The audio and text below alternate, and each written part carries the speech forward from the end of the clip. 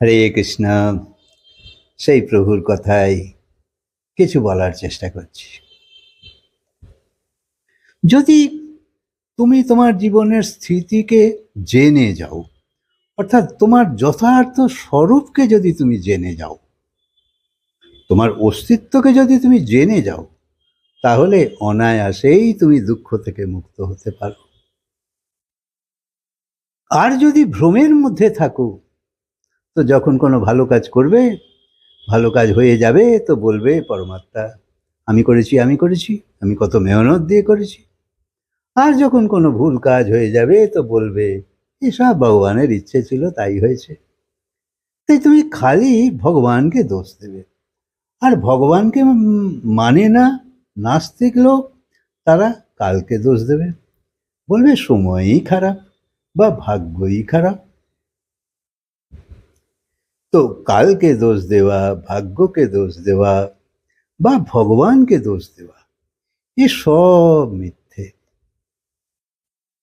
তোমার সুখ দুঃখের নির্মাতা তুমি স্বয়ং।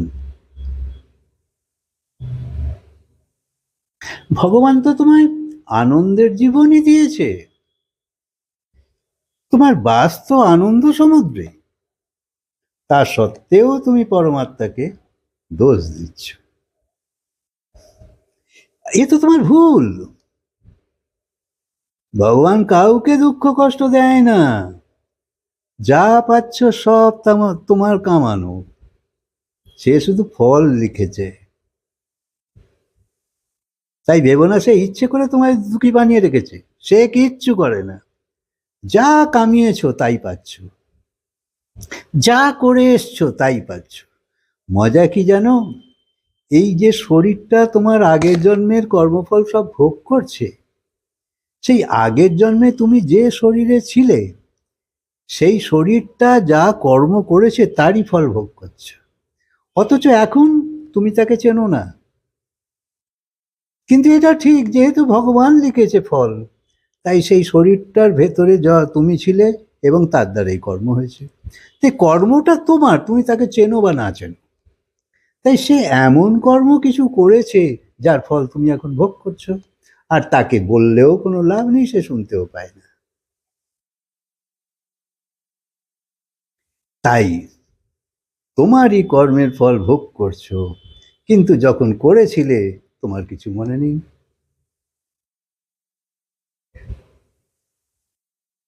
বর্তমান যুগে সবাইয়ের কম বা বেশি পাপ প্রবৃত্তি তো বেড়েই চলেছে, বরং বেড়েই চলেছে।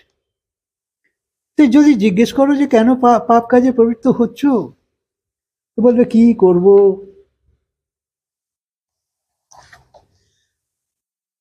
কোন কাজ তোমাকে, কোন বুদ্ধি তোমাকে পাপ কাজে প্রবৃত্ত করছে? পাপের পরিণাম দুঃখ, এ সবাই জানে। তা সত্ত্বেও পাপ করছে সুখ পাওয়ার জন্য। আর এ তো আজকের কথা নয়, যখন থেকে মানব সৃষ্টি হয়েছে তখন থেকেই মানুষ সুখ চেয়ে আসছে। আর সুখের মূল হেতু হলো ধর্ম। দূরে থাকতে চায় দুঃখ থেকে। দুঃখের কারণ পাপ, কিন্তু সুখের জন্যে পাপ করছে। কখনো কখনো মানুষ পাপ করতে চায় না, কিন্তু তবুও পাপে পবিত্র হয়ে যায়। তাই তোমার কি এমন শক্তি আছে? যেমন কেউ জল চাইছে তৃষ্ণা নিবারণের জন্যে, কিন্তু খুঁজছে আগুন, যা কিনা তৃষ্ণাকে আরো বাড়িয়ে দেবে। তাই ধর্মের পরিভাষা বদলে গেছে, পাপের পরিভাষা বদলে গেছে। আজকাল যে অন্ধবিশ্বাসী সেই হলো ধর্মাত্মা। আসলে ধর্ম তো বিবেকের উপর টিকে আছে। ধর্ম আছে বলেই তো এই জগতে যত প্রাণী আছে সব প্রতিষ্ঠিত আছে। কেউ এদিক ওদিক করতে পারে না। তাহলে তো কিছুদিনেই সব লণ্ডভণ্ড হয়ে যাবে। মানে ধরো পশু, হিংস্র পশুগুলো যদি সব নিরীহ পশুকে মেরেই ফেলতে থাকে, তাহলে তাদেরই তো খাবার বন্ধ হয়ে যাবে। সেজন্য এমন নিয়ম করা আছে যে প্রয়োজন বিনা তুমি মারতে পারবে না, তাহলে একটা সিস্টেমেটিক চলবে। এইটা তাদের ভেতরের আপনে আপনি জ্ঞান, এটা ভগবানের দেওয়া। অর্থাৎ কিনা তাদের শক্তি ওইটুকু।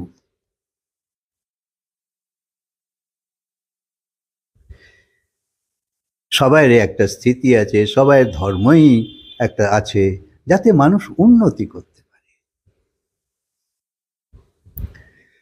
ধর্ম সঙ্গে না থাকলে তো তোমার অধোগতি হবেই, কারণ ধর্মই শুধু মানুষকে ঊর্ধ্বগতিতে নিয়ে যেতে পারে। তাই ধর্ম মানুষের উপকারের জন্যেই এই সংসারের আসক্তি থেকে, এই ইন্দ্রিয়ের উপরে, এই শরীরের উপরে, মনের উপরে, বুদ্ধির উপরে তোমাকে যেতে হবে। যদি এই লিমিটের মধ্যেই থেকে যাও তাহলে তোমার পরিবর্তন আসবে না। কিন্তু ধর্মের লক্ষণ এসব নয়। তুমি মন্দিরে যাচ্ছ তো তোমার চরিত্র কেমন, তোমার আচার ব্যবহার কেমন, এতে কিছু যায় আসে না। মন্দিরে যাচ্ছ, গুরুদুয়ারে যাচ্ছ, খুব ভক্তি দেখাচ্ছ, তো লোকে ভাবে এ ভীষণ ধার্মিক। তো ধর্ম মানে হলো যা তোমার জীবনকে উন্নত মার্গের দিকে নিয়ে যায়।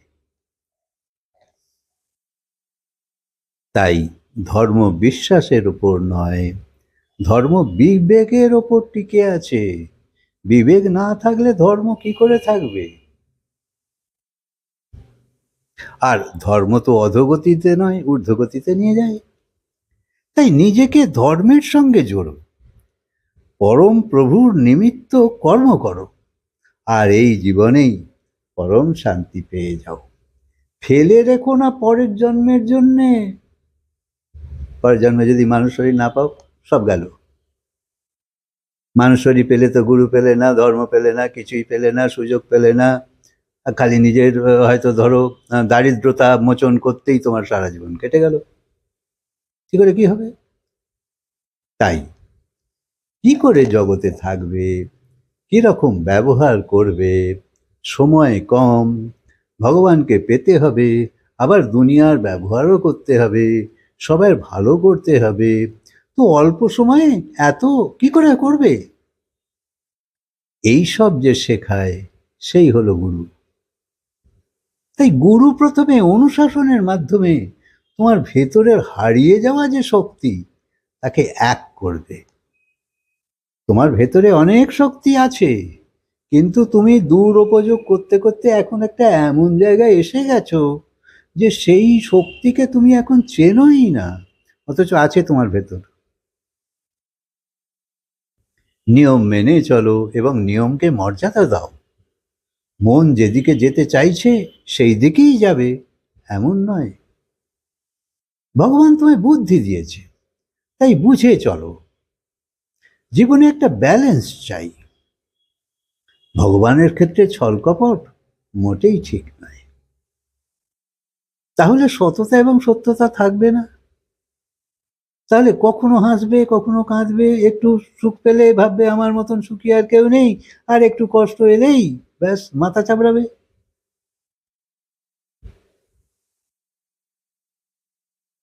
ভাগ্যকে দোষ দেবে আর ভাববে দুনিয়ায় আমার মতন দুঃখী কেউ নেই। কিন্তু উভয় অবস্থাতেই তোমায় স্থির থাকতে হবে, কারণ দুঃখ বা সুখ সংসারে আসা যাওয়া করবেই।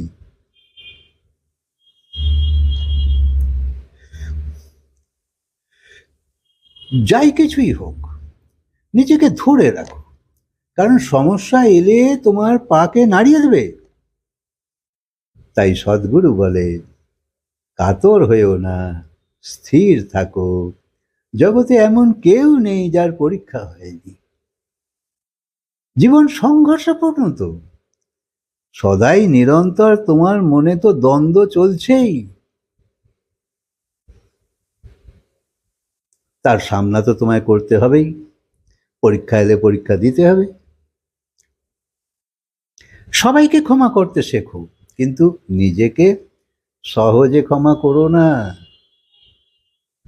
তাই সদ্গুরু বলে পবিত্রতা নিয়ে চলো, কথা বলা, খাওয়া, উঠা বসা, এমনকি রোজগারের ক্ষেত্রেও পবিত্রতা থাকা দরকার।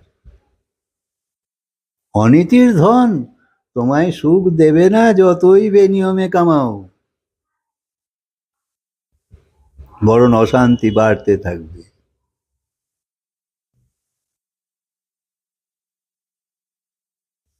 রান্নার সময় ভাবো যে প্রভুর ভোগ রান্না হচ্ছে এবং প্রসাদ হিসেবে গ্রহণ করো। কিছুই না শিখলে জীবনের পরিবর্তন আসবে না। কারণ কি, অন্ন হলো প্রাণ, অন্ন হলো দেব, অন্নে মাতা অন্নপূর্ণার আশীর্বাদ আছে। সেই কথা, সেই ভাব বুঝতে হবে।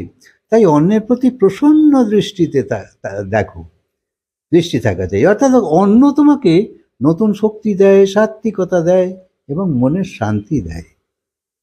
আর অন্যের প্রতি নাক কোঁচকানো, এটা মোটেই ভালো নয়। বা লড়াই শুরু, এটাও ভালো নয় যে রোজ রোজ একই খাবার, না। সেই জন্যে বোধপূর্বক বাঁচো, ভোজনকে ভগবানের প্রসাদ মানো, যেমনই হোক। আর ভোজনের সময় এমন করো না যে যেন লেটার বক্সে ফেলছো, খেলে আর ভুক করে গিলে ফেললে। আরে না, 32টা দাঁত দিয়েছে ভগবান কি জন্যে? চেবাবার জন্যে। অর্থাৎ ভালো করে চিবিয়ে পেটে পাঠাও, যাতে পেটও ঠিক মতন কাজ করতে পারে। সেইখানে যদি যা কিছু পাঠিয়ে দাও, তার শক্তি তো কমে যাবে, সে আর হজম করতে পারবে না কিছুদিন পরে। আর তারই জন্য সবাই এই পেটের সমস্যা হয়।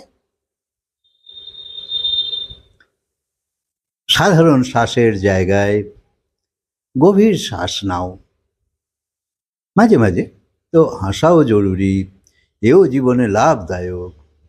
তাই যখন উদ্বিগ্নতা, দুঃখ এসব আসবে, তখনও গভীর শ্বাস নাও, অনেক অক্সিজেন নাও, জীবনী শক্তি মজবুত হবে। সৎসঙ্গের মাধ্যমে জ্ঞান প্রাপ্তি করার খুব দরকার আছে, কারণ না হলে তোমার অজ্ঞানতা যাবে না। আর যত তুমি এই জ্ঞান অর্জন করতে থাকবে, সেটাই তো দর্শন।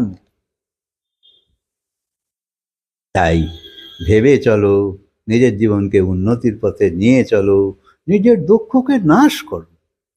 পরম আনন্দ পাবার ইচ্ছা মনে যাতে এসে যায়, সেই চিন্তাকে জোরদার করো।